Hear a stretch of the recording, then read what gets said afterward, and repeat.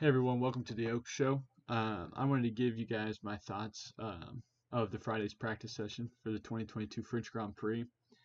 The return of the throttle cam, I think it's been like a week off since we last saw it in Silverstone. Um, I really like it. I think it's very enjoyable.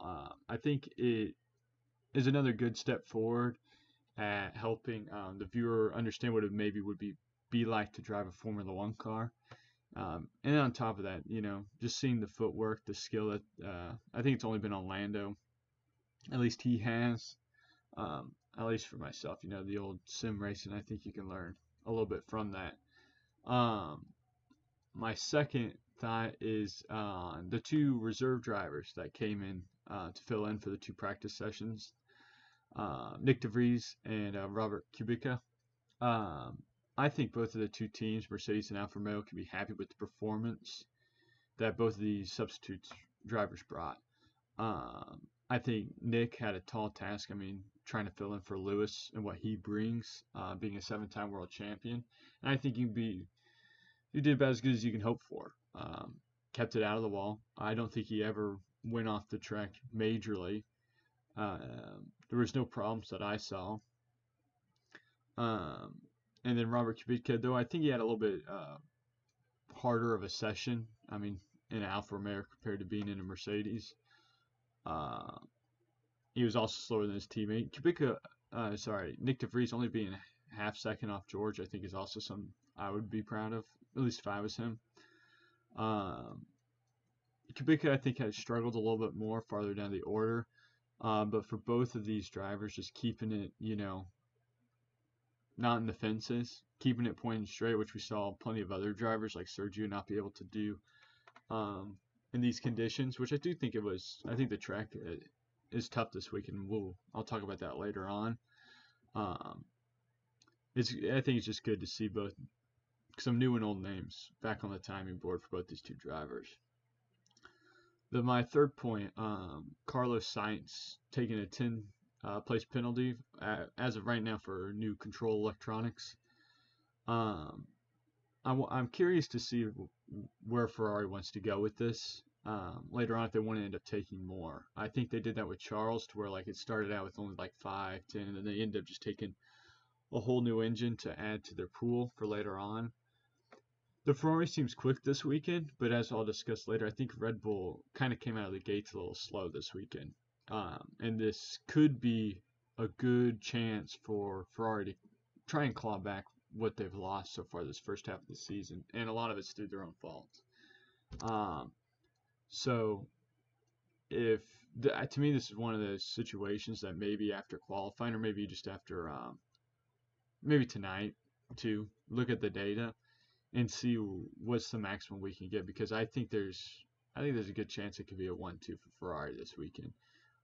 At this point, that's a lot of points. Sainz starting P10, more than likely you're not going to get that without some help.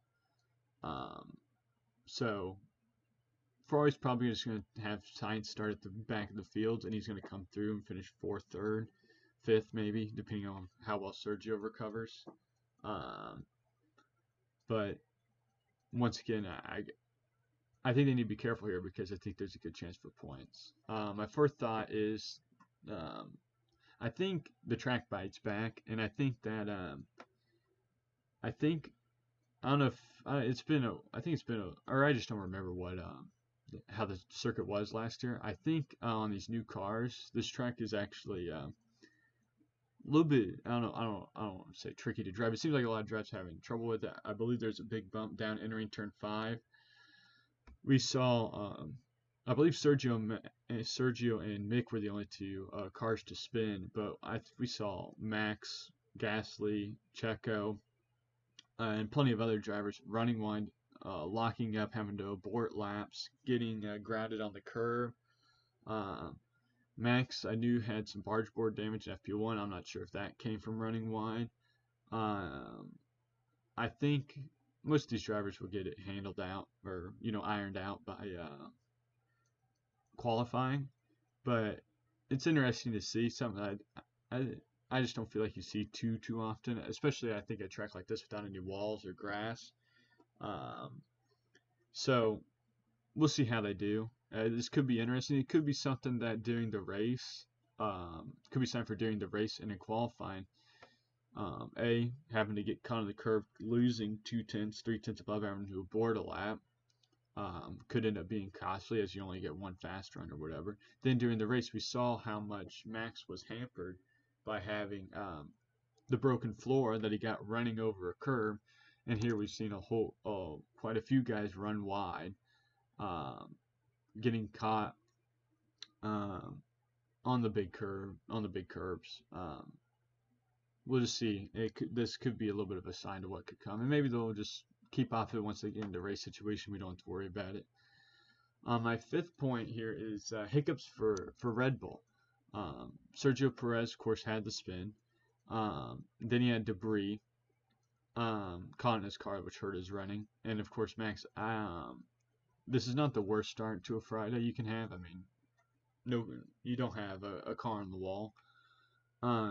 But I don't think it's ideal. And with how close Ferrari's been the last few races, I do think this half step that they've given up, they may not be able to recover all weekend. And this goes to why I think Ferrari are the out front so far this weekend and are the ones to beat. Like I said, having to spin for Sergio in FP1, then having to have it. I mean, he only came in. I think I don't know how much it hurt.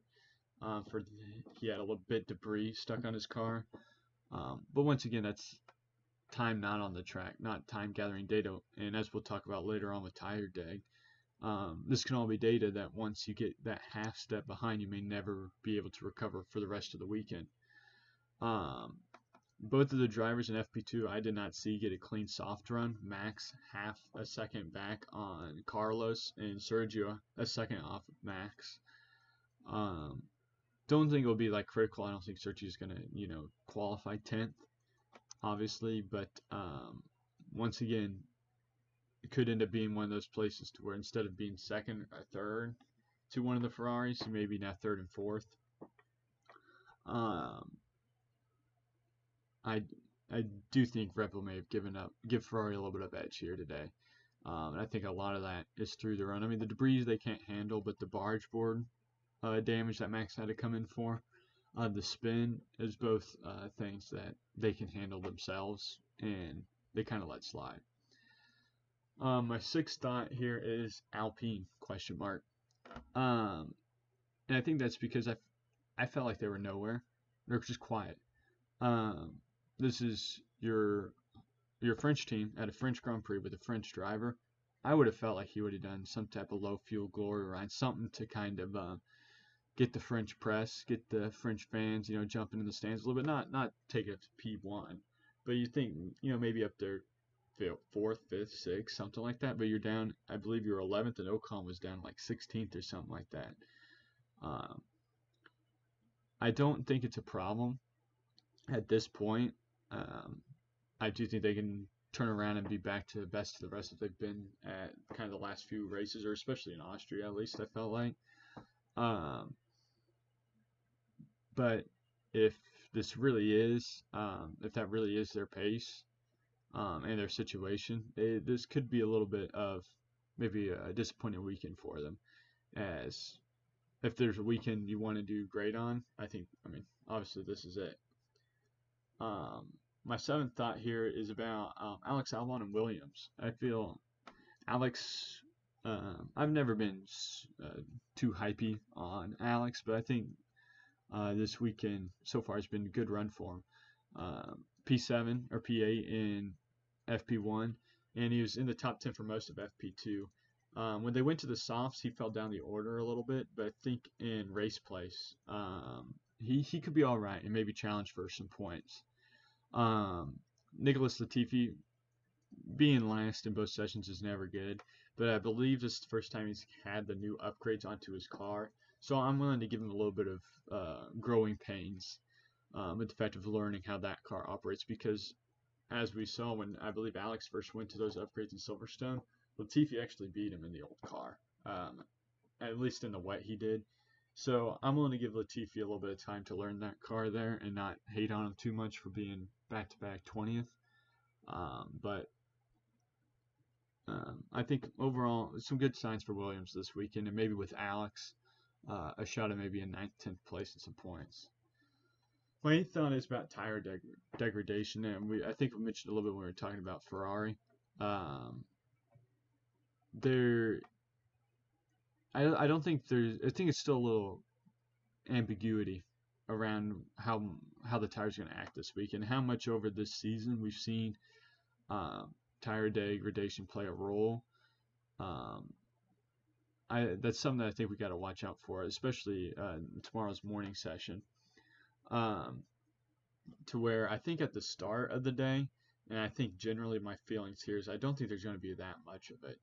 And I think once again, if there isn't a lot of tire degradation, and Red Bull have already given Ferrari this kind of half-step lead um, this weekend, I do think you could see another advantage going Ferrari ways. If there's not a lot of tire deg, Charles lines up on front row, gets out ahead of Max. I do think he would be able to walk off without much of a problem if they don't have to worry about tire deg, and if there is, Red Bull had the worst of it last weekend. So I think there's still a little bit of how's it going to play out, and even then we won't really know until Sunday when they start getting the high fuel in there, full race fuel at least. But I don't think there's a clear cut, because then on top at the end of the session there was a little bit of talk, at least Russell's engineer came on talking about Leclerc either complaining or showing degradation. That was on the soft tire, I believe. He may have been on the medium at that point. I don't know how many laps that tire had. So there's some evidence going both ways. I feel it's going to be. I don't think there's going to be as much as there maybe been in the past. And if so, that could be another thing that plays into Ferrari's hands this weekend. So ninth, I have Haas and McLaren looking best of the rest behind the Ferrari, Red Bull, and Mercedes. This is going off the fact that if Alpine isn't just hiding anything, I do think Alpine has been the best for the past few weekends, but they didn't impress me today. And once again, I do feel like this would be the time to kind of play up a little bit. I figured I'd be in here saying like Alpine really may not be that fast, that they're doing like a glory run here for the French fans. And here they are, 11th and lower in FP2 in the soft in the soft tire runs.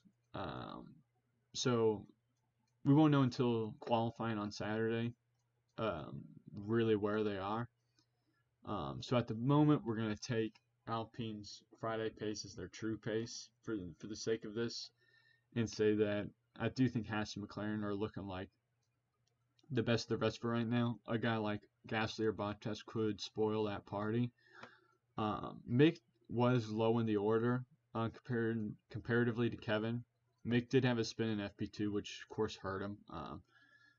Losing the running, I believe he killed a soft set of tires. So who knows that in the second run of softs, because I believe they went out. Everyone kind of went out on 2 sets of softs there, that he may not have had a fresh one, may have used a used one, or just went to the mediums earlier. And based on his recent form, I do think Mick will close that gap. I think he may have given up a little time to Kevin over the weekend, and Kevin may end up in front of him. But I don't think he's going to be. I mean, Mick was down at like 18th or something like that. I don't think he's going to be there. Lando looked quick. Daniel still looked kind of his average, 3.5, 4 tenths off of Lando. But he's still up in the top 10 at this point. So I do think there's some points up for grabs here, especially if Alpine is where they're at and they're not hiding anything. A good haul of points are on the table for both of these two teams. Sainz could be starting from the back of the field. Mercedes did not look that lights out. So both of these two teams looking like pests for the rest. Both of these two teams could be on for a big haul of points, or a disappointing weekend if Daniel, Mick, Lando, or Magnussen find themselves outside the top 10 or get caught in a first corner scuffle. My final thought is Ferrari looking the best on day one this weekend. I do think you say advantage Ferrari. They have the last 2 race victories, um, one apiece for Carlos and Charles. No issues that I saw for either driver in any of the sessions, barring maybe like a slight run wide or locked up going into the corner. Um, I believe they brought a floor upgrade I saw Sam Collins talk about on the F1 TV channel there. Seem to be working well. They're leading in both sessions. Um, but with that being said, Carlos could be starting from the back. Tire date still in the question. I do think this should be. It's looking like a weekend that Ferrari should win. We'll see if Max and Red Bull can go into the garage tonight and pull something out for tomorrow and close the gap that I think Ferrari has right now, um, at least at this track. But if there was a weekend to throw away, um, the momentum of 2 race victories, Red Bull having a slow start to the weekend, um, yeah, it would be Ferrari. And we could easily go into a situation where we look back and even though Red Bull, the 2 Red Bull drivers had the slowest or the least amount of laps in FP2, the 2 least, uh, had the spin for Sergio. Both cars having, debris, having to tape up bodywork, um, entire day looking like to go towards Ferrari. I think that we could easily look back and say, oh, Ferrari threw away another race victory with poor strategy or poor reliability. You know, so we'll see. Thank you all for watching. Um, talk to you next time.